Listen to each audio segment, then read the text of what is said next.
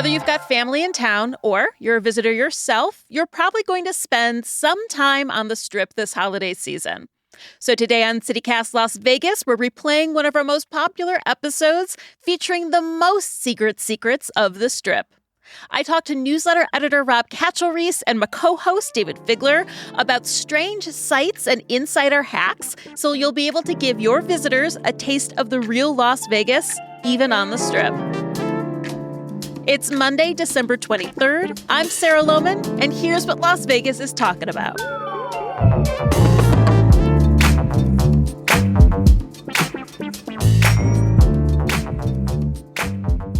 Rob and Dayvid. So, first question, in one sentence, how would you describe your relationship with the Strip? Too big to fail. Too big to fail. Too big to fail.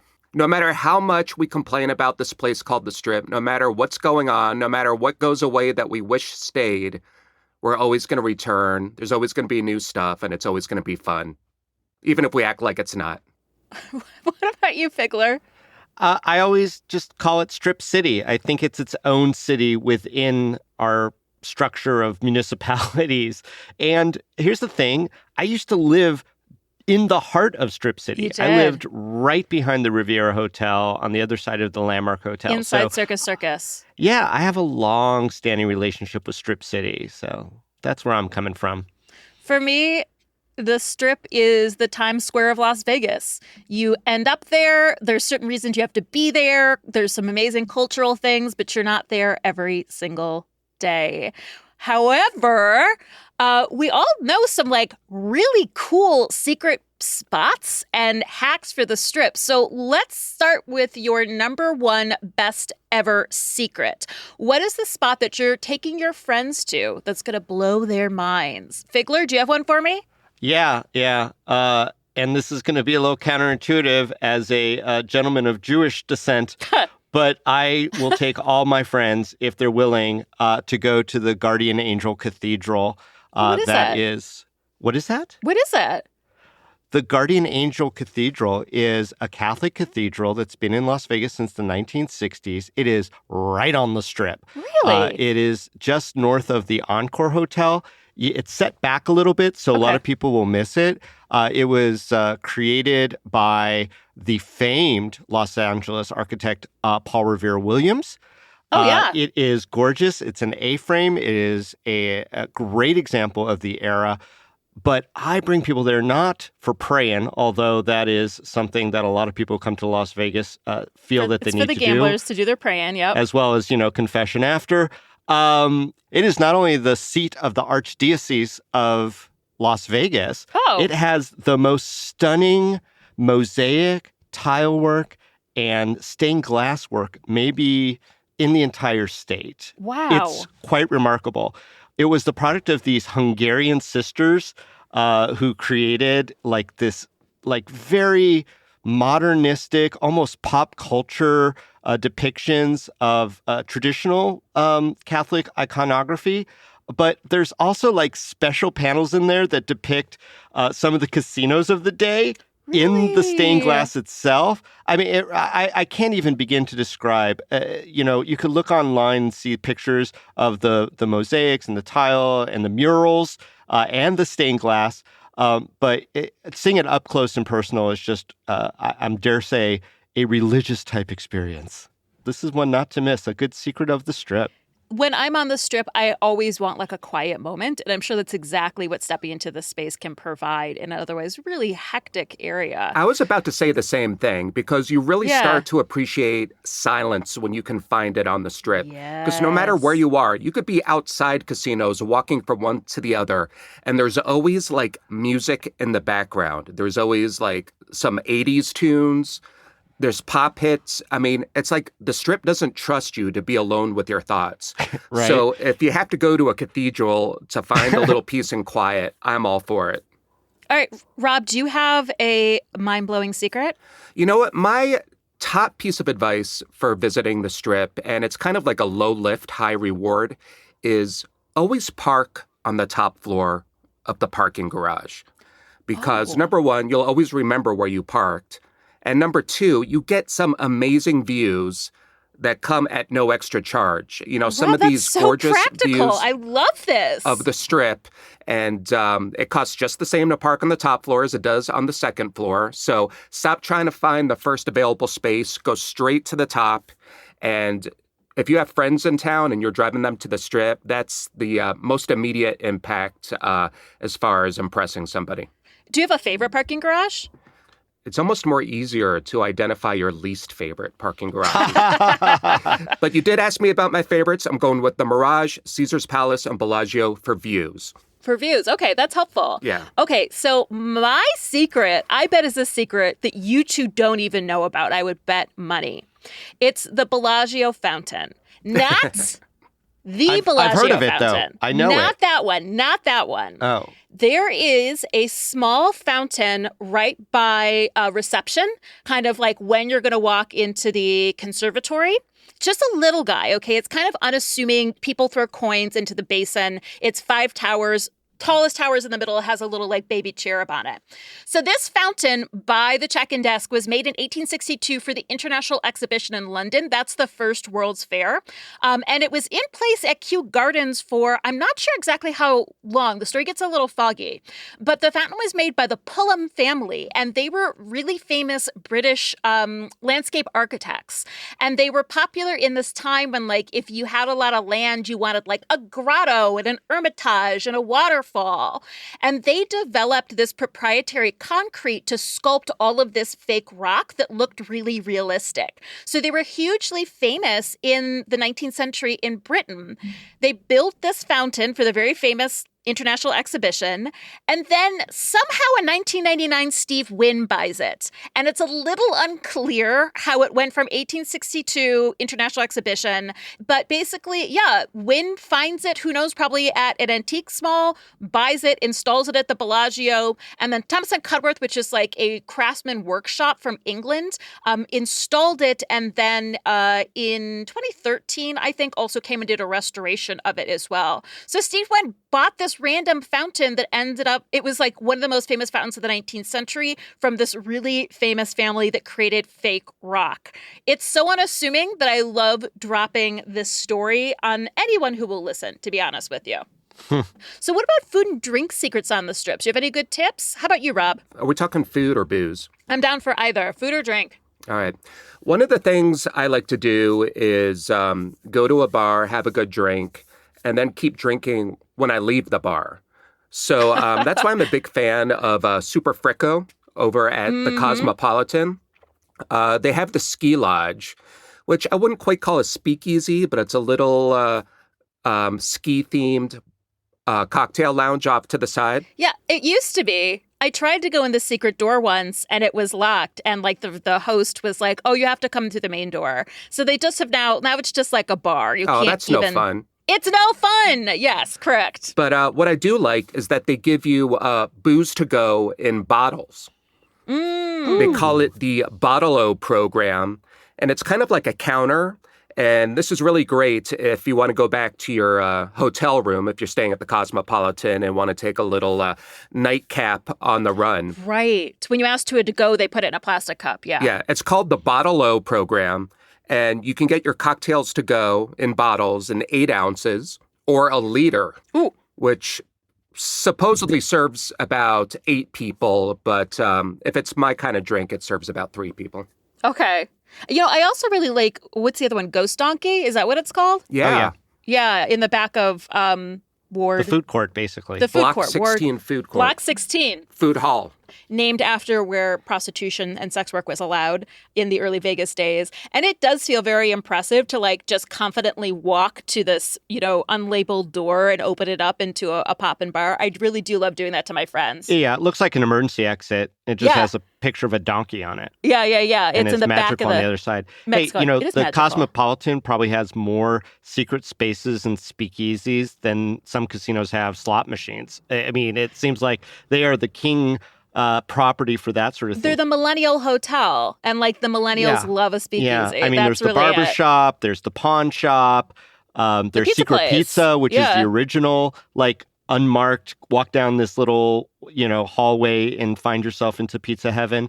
A lot of that over at the Cosmopolitan. I also, there was a place at the Cosmopolitan that had the best lunch special in town.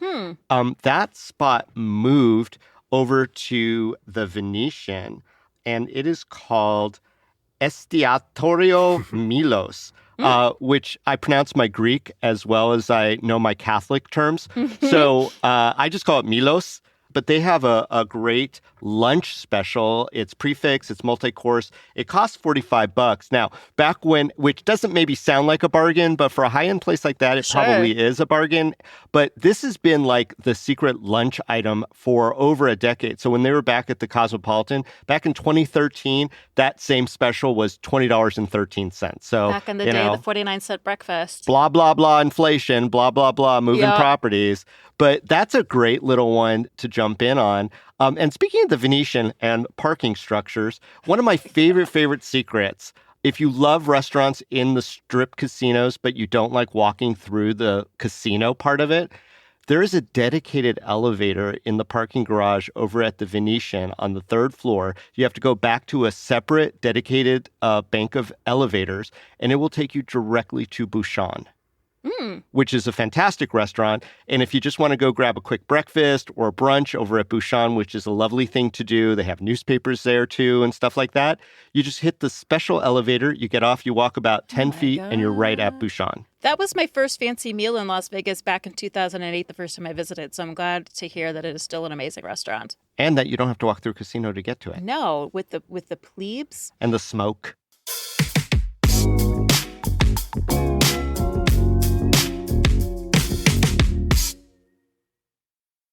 Okay, so I've actually got a Caesars hot tip. So if you are walking towards Hell's Kitchen, I don't know why you would be, but let's say your friends in town made a reservation there.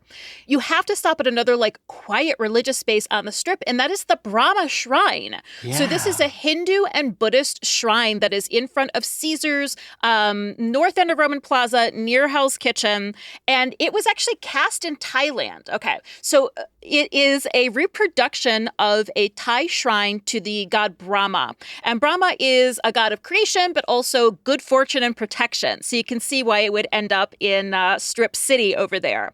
And it was cast from the original 1950s statue in 1983. The original 1950 shrine was built in front of a hotel. The foundations were laid at this original hotel on a bad date, and it was believed to have accumulated bad karma and had a series of mishaps and cost overruns. So they built the shrine to Brahma to correct it, which it did. So while it does seem like a little confusing that then this shrine is installed in 1984 at Caesar's Palace, maybe it's a little bit of gambler's blessing, but also it's a copy of another hotel shrine. So maybe it's a little hotel blessing on Caesar's Palace. But it's very well taken care of. There is incense that you can light. It is often adorned with marigolds, and it is a site of worship for both Buddhist and Hindu people in the city. So it's an awesome place to stop by and counter negative influences. I actually just walked by it recently because we were on our way not to Hell's Kitchen, God forbid, although they have that cool sculpture out front, but we went to the secret Green Fairy Garden.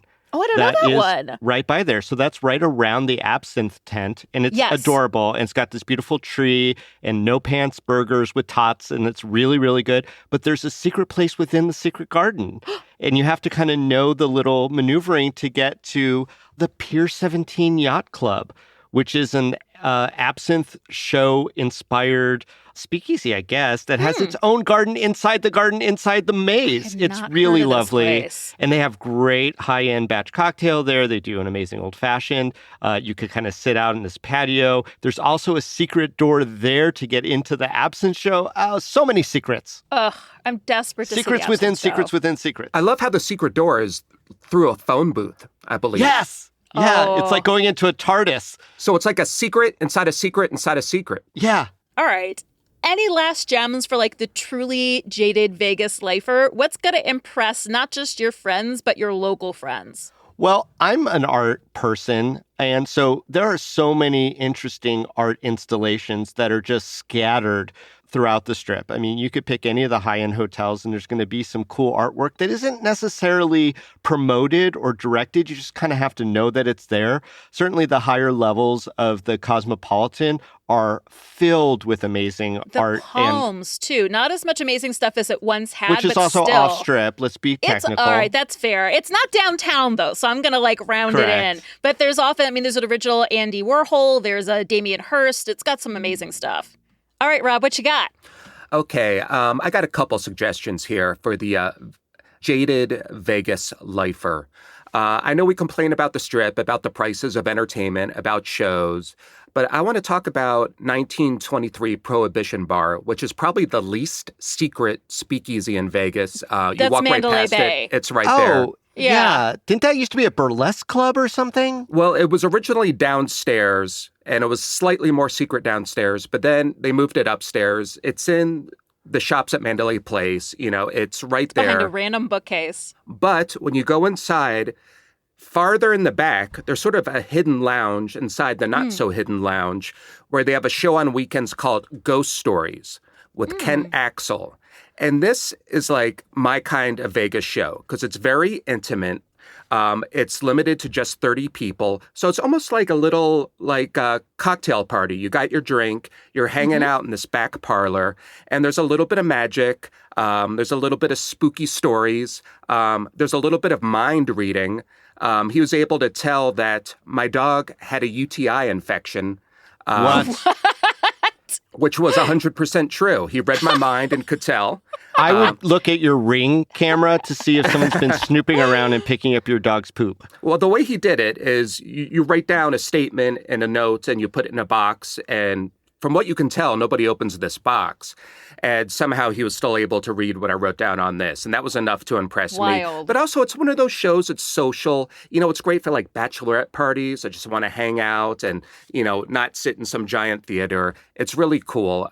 Something else I'd also suggest, especially in the age of super expensive spas at casinos on the Strip, is if you go to Fontainebleau, a place that's not known for discounts or deals, but their spa there is a little pricey, but they have a room next to it that not a lot of people know about. It's called the Reboot Lounge.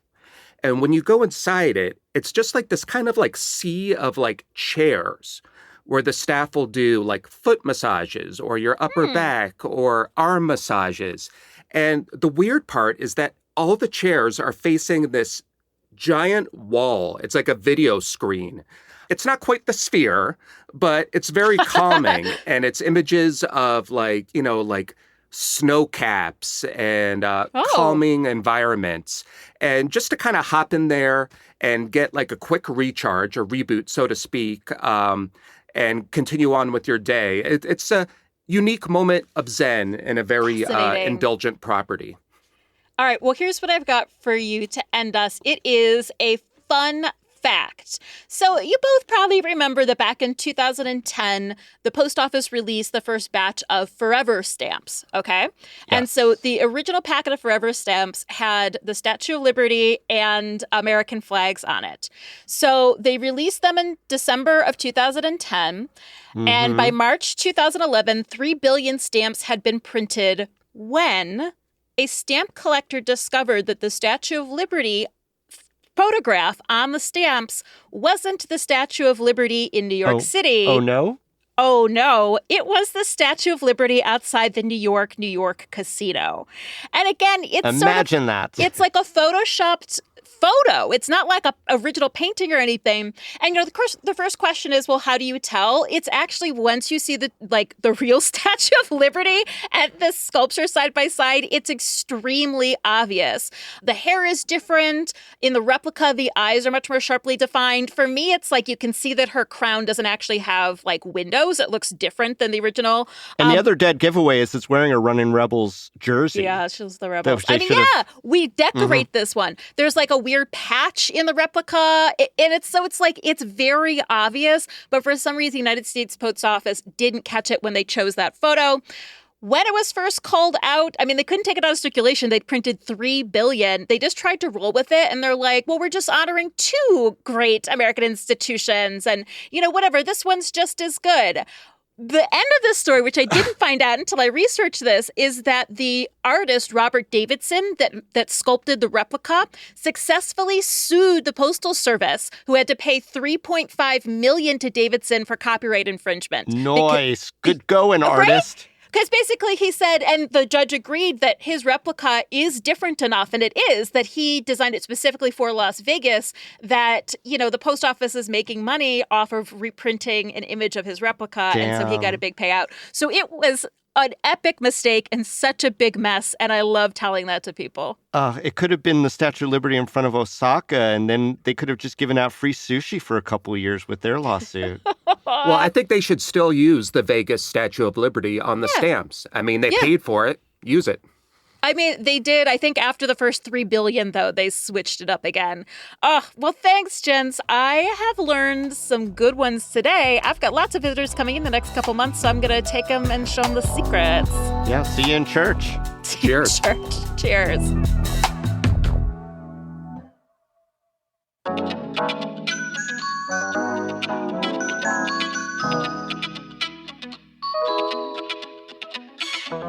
And that's all for today here on CityCast Las Vegas. Hey, if you enjoyed the show, tell a friend.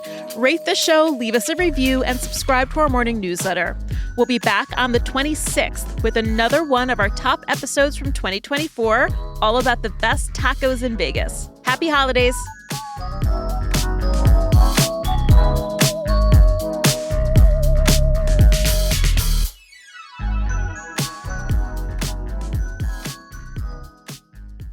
I was just going to add that there, of course, is a third fountain at the Bellagio, which is the world's largest chocolate fountain. Ah, yes. You can dip in it, and it's just constantly exposed to the air? I think it's more of a showpiece. And I don't think people are Willy Wonking it. Like swimming in it? Yeah, I think that's probably I don't know how big it is. Discouraged. Sonia says you can't dip in it. I think it filters out into Lake Mead. It's big enough for one Augustus Gloop. It goes out into the wash, and it goes into Lake Mead, and that's why we get water credits back.